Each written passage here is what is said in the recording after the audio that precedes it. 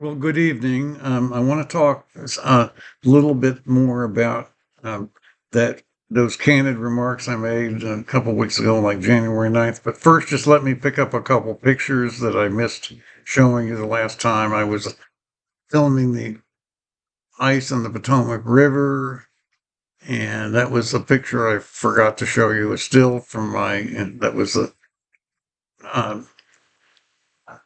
from the Sony camera. Um, and then here's one from uh, another one from the Sony camera, high ZV, the high definition.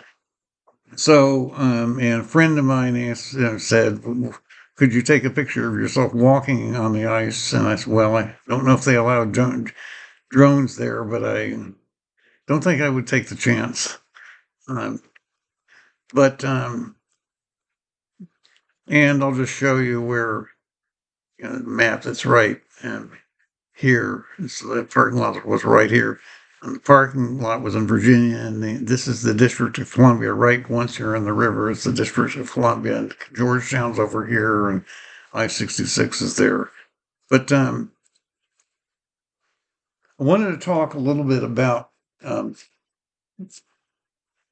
um, the idea that you commit yourself to being intimate with a person for the rest of your life in order to start a family and provide for another generation and society's expectation of that.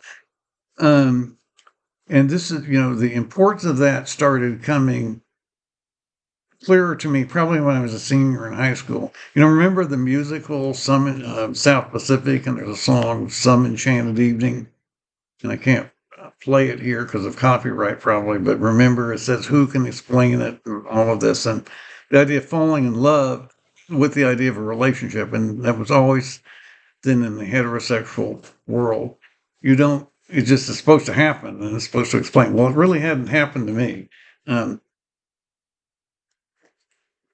I had noticed a certain interest in men. You could call it upward affiliation, probably all the way back to seventh grade. Just George Gilder, the conservative writer, wrote Sexual Suicide and then Men in Marriage, would have called it upward affiliation, wanting to be identified with someone that's better than you, so you don't have to do it yourself. But I didn't really put all together until I was a senior in high school, realize this was more significant. Um, but it's also what was really significant was and and I got this out of conversation with a couple of the students, particularly on that weekend trip to Mount Washington on over Memorial Day weekend in 1961. 1961, that's right. Um, One of the students when we were in the motel, really had a conversation with when he was talking about dating girls and how important it was and what a revelation it was. And he already understood that he was expected to have, to set priorities for, providing for a family someday would be more important than anything else he could do. And he understood that he would be with one woman for his erotic needs for the next 4, 5, 6 decades and raise a family, a generation or two. And he understood the commitment that was expected. And he sort of understood that was expected of everybody. And I sort of remember the conversation in the motel room in Boston about that it wasn't just about desire.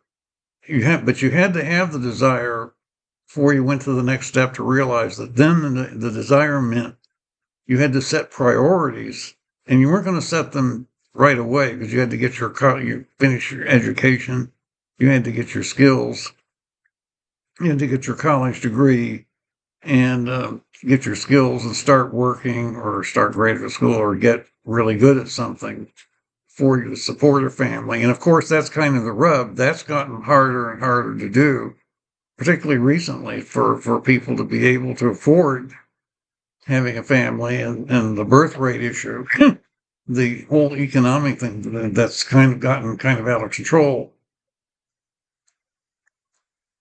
But I still remember that conversation. And I remember also that when I, when I had a chance to live in a dorm again when I was in graduate school at the University of Kansas, and I was older and I was respected more. Some of in fact, one roommate I had, when he got drunk, he really talked about his desires for immediate satisfaction with women. But then when he was sober, he understood he was going to marry and have children. And I remember conversations with him um, about again, setting your priorities. The but you had to have the desire first. I didn't go to senior prom, um, but most other people did. That Mount Washington trip was my um, that was sort of emotional equivalent of a prom, for me. And then some other things that happened that summer. Um, this then later on in my life, probably after getting out of the army and actually starting probably in 1971, after I'd been working for about 18 months or so, and I had sort of gotten into this situation of becoming attached to someone, excuse me, a male friend who I would kind of want to be affiliated with. But then I seemed to realize if I dated a woman, I would have more agency and I would feel more independent. And if I actually got married and had children, it started to make sense that that would give me more agency and power, of my own. And I wanted, because I saw that this friend of mine had that kind of agency, even though he was on a second or maybe third marriage or something. He was only 26 or 27. He still was. And so I dated one particular woman in the fall of 1971. And we went to some interesting events. I know we went to the Kennedy Center to see Leonard Bernstein's Mass. That's an interesting piece. And and I dated another woman that was less interesting, but there wasn't any real passion. There were some interesting conversations, but neither one of them had any real plans, even though the first one had graduated from a girls' school and everything. They kind of expected to be supported. In fact, I remember taking that first girl to see Sunday Bloody Sunday. Remember that movie in the early 70s, and talking about the fact I was supposed to walk outside closer to the street than she was to protect her. I remember that conversation. It was kind of awkward, but there wasn't any real passion, or there wasn't any real desire on my part. So it was kind of 50-50, that if somehow we had continued dating and somehow we had followed what, religious things say and gotten married, what could I have consummated the marriage? At best, it's 50-50 probably. But that's what the point is, that was what in those days you were expected to do, and it was considered essential to society that as many people do that as possible to provide and take care of the next generation. And that was supposed to be more important than anything else you could do, despite the fact you needed to have all this education and training, and despite the fact you might get drafted, when at Vietnam War and everything, or back in the 60s. So that kind of brings me to, in some parts of the world, this is still a big issue. People are talking about lower birth rates.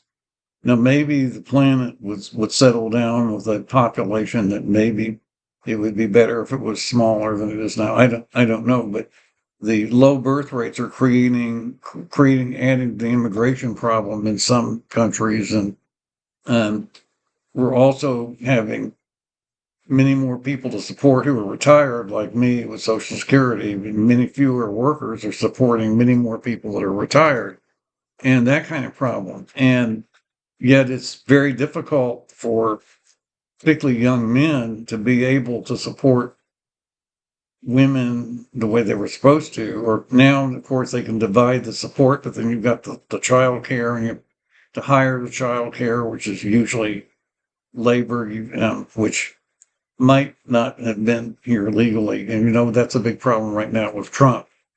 and all kinds of problems. But yet in the past, authoritarian leaders have blamed, particularly gay men, for influencing other people that were maybe marginal to not be interested in marrying and having children. That's a real problem in Russia and Hungary now with Orban, the anti-gay propaganda laws, and that's a real serious issue that could pop up here. It's also leading to the talk about age verification for internet content to keep minors away from more content. These states have, many states have age verification laws now, and for adult sites, but it might be expanded soon. Texas was one of the Texas laws, and was before the Supreme Court recently, and they talked about age verification. And I think the state said that there was one method that would work well enough, but it was being used in Las Vegas for booking applications. That age verification system would work for keeping kids away from adult content. That was what the state. I don't know if that's true.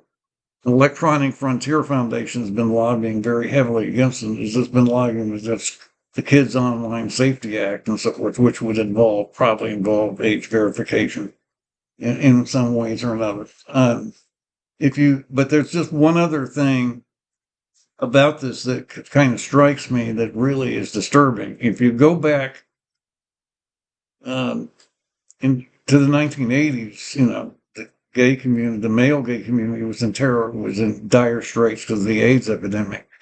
And medicine got better. We got a grip on that with the protease inhibitors and the drugs and people behaving better. And by the 90s, that was no longer as critical for at least middle class as it had been in the 80s.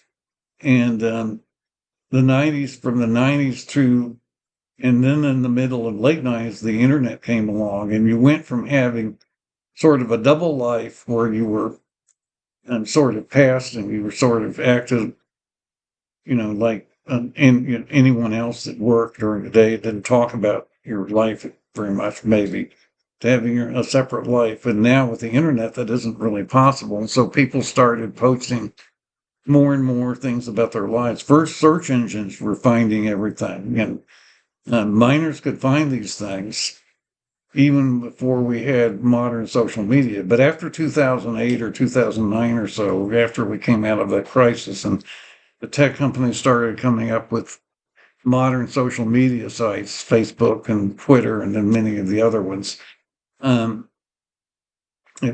algorithms driving what people see, particularly minors, particularly older teenagers, probably younger girls, but everyone could see things that they probably weren't supposed to see.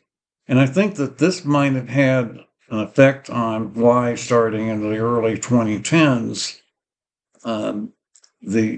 we started seeing gender ideology being taught in public schools, and we started seeing everything about pronouns even being introduced in schools, and then other people being expected to play along with it. Even adults in the workplace, it became part of DEI sometimes. We started seeing this partly because you can't, with lower grades in school, you can't talk about sex itself. You can't until the kids that had biology class, and learned, probably ninth grade, learned the basic facts. Excuse me. But you could talk about identity. So there was an incentive to have identity politics to make to politicize this. Now I know that there was the Dutch Protocol back in the mid 90s that was thought to be safe for trans youth to be medicalized to prevent early puberty. But then as you know, in Europe, a lot of the research has shown that probably isn't as safe as we thought it was, even though it was carefully monitored. And that generally, I think now and around the world, for the most part, it is thought that shouldn't be done with minors, and I agree with it.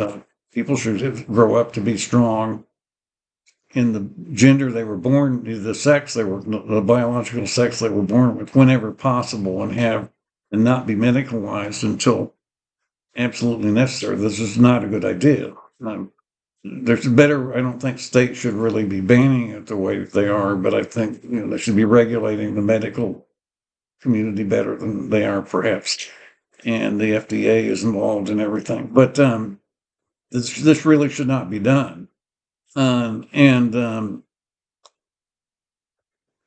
but um, so we came back to the fact that though, because people were talking about this so much online, even I was making comments about things that people in state legislatures could fear that younger, impressionable youth, particularly teenage boys, might decide they weren't interested in getting married or having children, particularly if they weren't naturally inclined to become, to have desire, for relationships with girls as they got older, and that it might discourage people from having families and drive the birth rate even lower. That's become a concern too. And, I've been part of that by putting stuff online myself for 25 years, even that people could find that you probably can't teach in schools. So they could teach, identity politics, and where that's gone. But they couldn't teach about sex itself. They were taking, you could call polarities, the Rosenfels thing, which kind of like the performativities of Judith Butler, and something that's a personality trait, and trying to say that you can make that a gender identity and declare it, and then make it on government forms and require people to use pronouns and everything. Well, I'm considered psychologically feminine according to Paul Rosenfeld's theory, feminine and subjective, but that doesn't need to be a label. That doesn't need to give me pronouns. That doesn't need to be on a government document. I wouldn't want it on that. But now it seems like that's what youth want, because they don't have anything else. They don't have an identity for what they've done in public with their work or their own music or anything they're interested in that could identify them. They just have this, when they're growing up, they just simply have an identity of how they're known. So the pronouns matter to them. I just would also wanted to say, I don't like the idea of using using the idea of marginalized groups to secure rights. And of course, recently Trump has signed some executive orders about there are only two sexes, and that might affect the civil rights it might affect protection by sexual orientation as well, not just gender identity. It might affect in the workplace protection about sexual orientation, conceivably. I don't like the idea of using identity groups at all. I like talking about things in terms of individual rights and fundamental rights in a libertarian sense. The problem is you can always come up with a theoretical reason why some purported right that someone claims might somehow harm the community later. I know that was true in the 80s when we had the AIDS crisis. We were talking about the possible dangers that gay men could pose to the blood supply at first, and other different, all kinds of speculative theory from the right that didn't come to pass. And of course, with COVID, the experience was exactly the opposite. It was conventional people in large families who were the most exposed, and it seems like gay men were the least exposed when we had COVID. But all kinds of theories could come up to deny people the idea that their claim to a fundamental right to something should be protected.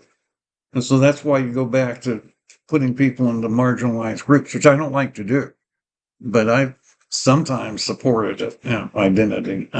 But you can use identities against people, and when there's a political change. And you could say if somebody didn't have children, they shouldn't be allowed the agency of somebody that does, like some indigenous tribes do. It could be dangerous to do this. So that's just what I wanted to leave you with today. To that other post on January 9th, to just to add some comments. And I do thank you for listening.